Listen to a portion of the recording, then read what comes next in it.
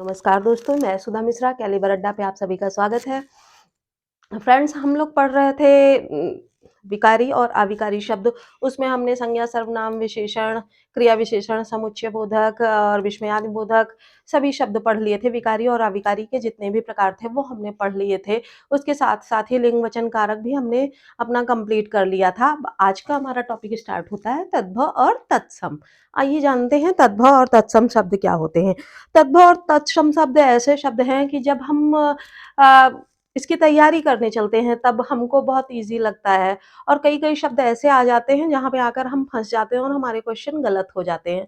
मैं आपको नए और सरल तरीके से इसको तैयार करना बताऊँगी। हाँ, नए और सरल तरीके से मतलब ये नहीं है कि मैं कोई जादू की छड़ी जो घुमा दूँगी और आपको सारे तद्भव तत्सम याद हो जाएँगे, ऐसा कुछ नहीं है। मैं आपको कुछ नियम बताती चल रही हूँ, उस नियम को आप ध्यानपूर्वक पढ़ेंगे और अपने मन में आत्मसात करेंगे और उन चीज़ों को 2 या 3 बार रिवाइज़ करेंगे तो आपको चीज़ें याद हो जाएँगी।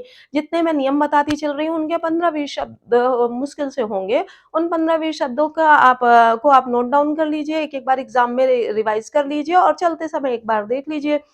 तो ये सारे शब्द आपको याद रहेंगे और सामने आने पे आप उनको पहचान जाएँगे कि कौन-सा तद्भव और कौन-सा तत्सम। आइए पहले बताते हैं तद्भव और तत्सम होते क्या हैं। पहले आता है तद्भव।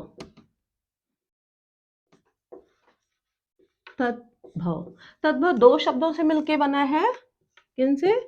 तत् प्लस भव। तत् तत् मतलब वह या उसका, यानी कि उसका उसका किसको संबोधित किया गया है? संस्कृत।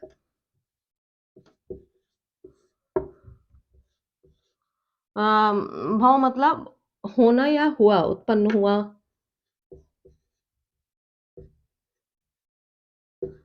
उत्पन्न होना या होना। इस प्रकार से हम कह सकते हैं वे शब्द जो संस्कृत से उत्पन्न हुए हैं और रूप बदल कर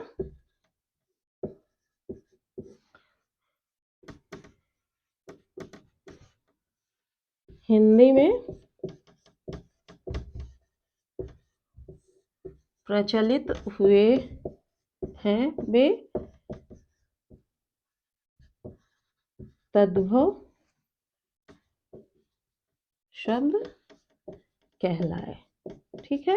इस तरह से हम कह सकते हैं वे शब्द जो उत्पन्न किससे हुए हैं? संस्कृत से उत्पन्न हुए हैं और रूप अपना बदल दिए हैं, रूप बदल के वो हिंदी में आ गए हैं और हिंदी में प्रयोग में प्रचलित हो प्रयोग के रोज़मर्रा की बोलचाल की भाषा में प्रचलित हो गए हैं। वे शब्द तद्भव शब्द कहलाए। उत्पन्न किससे हुए थे? संस्कृत से। और कैसे आए हिंदी में? अपना रूप बदल के आ गए। ठीक है? तो वे तद्भव शब्द कहलाए। अब तत्सम किन्हें कहते हैं? देखते हैं।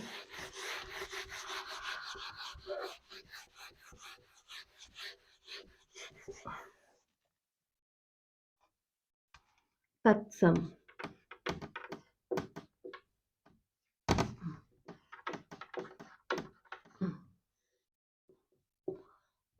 तत् प्लस सम। तत् किसको कहा गया? उसी को, यानी तत् मतलब उसको, यानी संस्कृत। ठीक? सम मतलब समान ही।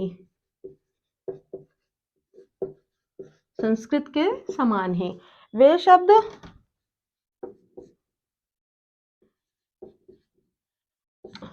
जो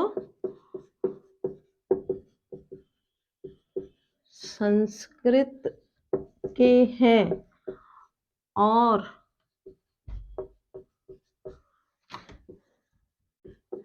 ज्यों के त्यों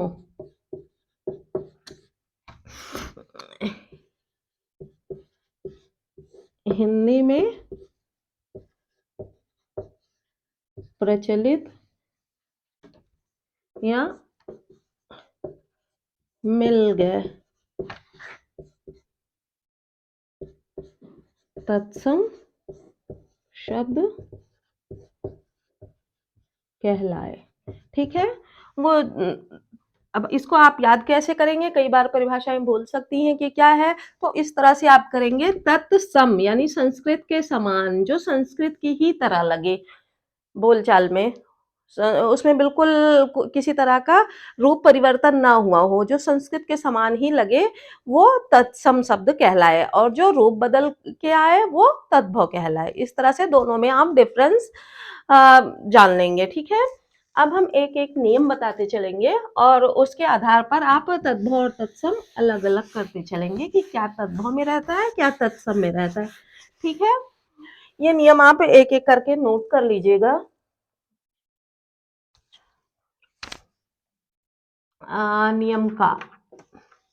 नियम का कहता है कि प्रायः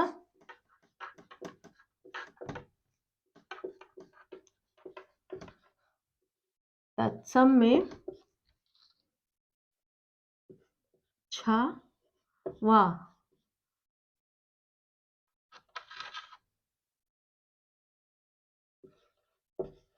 तद्भव में ख का प्रयोग देखने को मिलता है। जो ये शब्द होते हैं तद्भव और तत्सम, तो जहाँ पे तत्सम में छ होता है और उसी जगह पे तद्भव में ख का प्रयोग मिलता है, ठीक है? कुछ शब्द मैं आपको यहाँ लिख दूंगी। तत्सम, तद्भव, ठीक? तत्सम, तद्भव।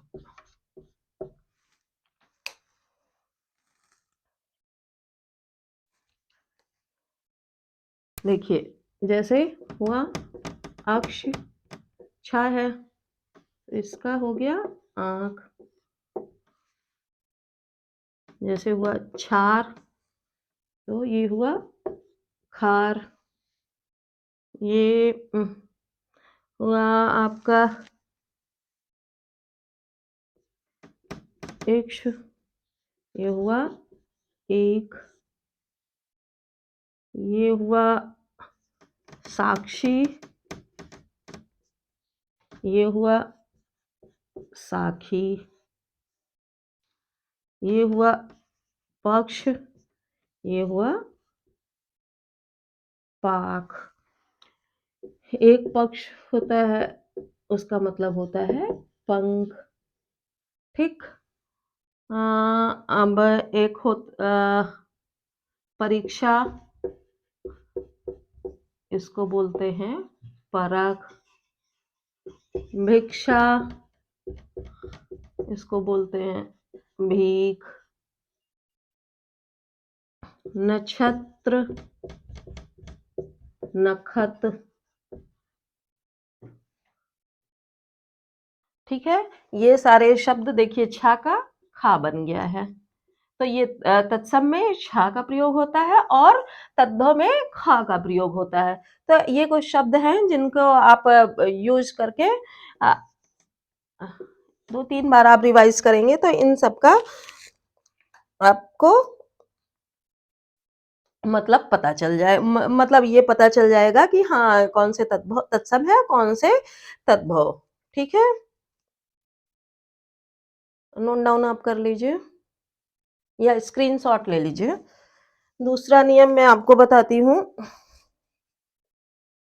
दूसरे नियम में हम यहाँ पे थोड़े चेंजेस कर देंगे, बाकी नियम वही रहेगा।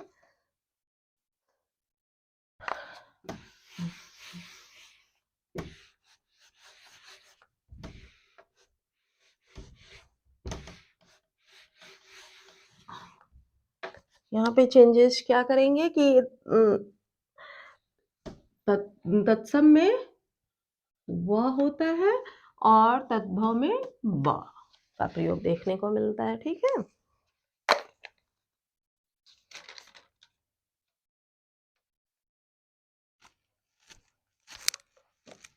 जैसे इसमें हम करते हैं वणिक, इसको तद्भव में लिखेंगे बनिया। आपका हो गया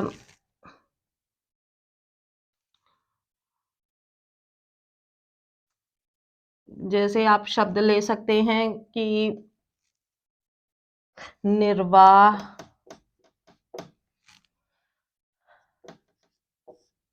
निबाह,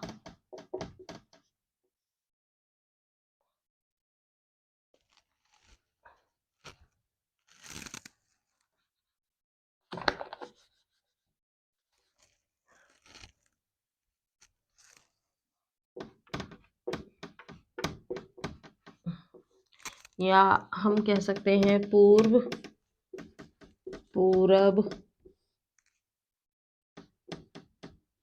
द्विवेदी, दुबे, या फिर आपका हो सकता है पर्वत, पर्वत, या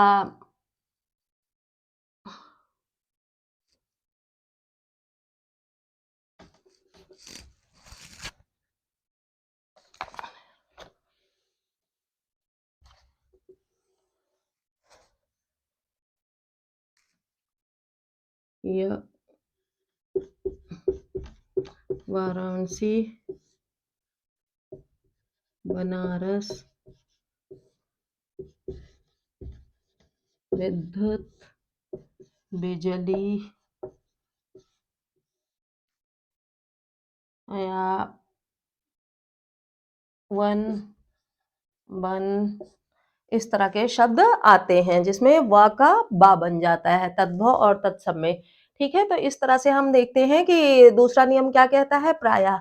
जब हम प्रायः की बात करते हैं तो प्रायः आप 100% में नहीं मानिएगा, 99% ही ये होते हैं। 1% में चांसेस ऐसे होते हैं कि इसमें चेंजेस देखने को ना मिले। 1% शब्द ऐसे होते हैं जिसमें चेंज नहीं होता है। वो ये नियम काम नहीं करता है, लेकिन वो चांसेस सिर्फ़ 1% होते हैं, इसीलिए हम प्रायः शब्द का यूज़ करते हैं। कई पहले भी आपको बता चुकी हूँ इसके बारे में, ठीक है? अब तीसरा नियम हमारा आता है, फिर हम यहाँ पे चेंजेस कर देंगे। तीसरा हमारा कहता है, यहाँ पे श का तालव्य श का प्रयोग होता है और तत्सम में दंत स का प्रयोग होता है, ठीक है?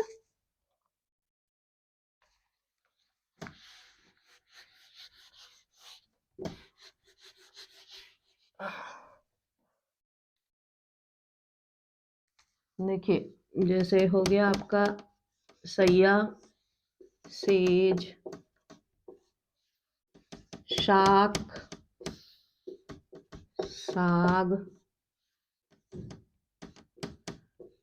शनैश्चर, शनीचर, या आप कह सकते हैं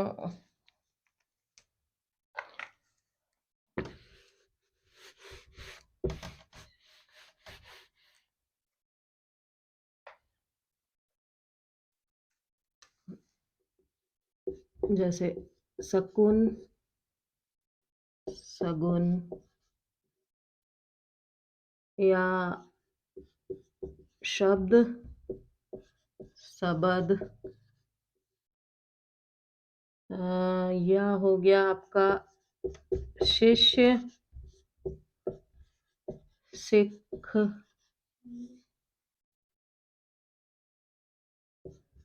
शीश, सिर, इस तरह के शब्द हो गए कि शा का सा बन जाता है, ठीक है? इसके अलावा और भी बहुत शब्द हैं। अगर आपके पास कोई बुक होती है तो ठीक है, अगर बुक नहीं होती है तो आप कमेंट सेक्शन में डाल दीजिएगा, मैं डिस्क्रिप्शन बॉक्स में या फिर नेक्स्ट के वीडियो में वो पीडीएफ भी उसमें डिस्क्रिप्शन बॉक्स में लिंक दे दूँगी जिससे आप पीडीएफ डाउनलोड कर लें, या आपको मैं नेक्स्ट के वीडियो में ये और भी शब्द प्रोवाइड करा दूँगी। ये तो नियम है, अभी मैंने आपको सिर्फ़ 3 नियम बताए हैं। नेक्स्ट के वीडियो में मैं और नियम बताऊँगी जिनको आप रिवाइज़ करते जाएँगे और आपको चीज़ें याद होती जाएँगी। आई होप आपको ये समझ में आ रहा होगा। किसी तरह की कोई प्रॉब्लम होती है, कोई दिक्कत आती है, तो आप कमेंट सेक्शन में ज़रूर मेंशन करिएगा, मैं आपके सारे डाउट्स क्लियर कर दूँगी। और जो भी चीज़ें समझ में नहीं आ रही हैं या आपको ये कम लग रहे हैं शब्द, और भी शब्द चाहिए, तो वो भी आप कमेंट सेक्शन में ज़रूर डालिएगा, मैं चीज़ें आपको प्रोवाइड करा दूँगी। नेक्स्ट वीडियो लाने तक धन्यवाद।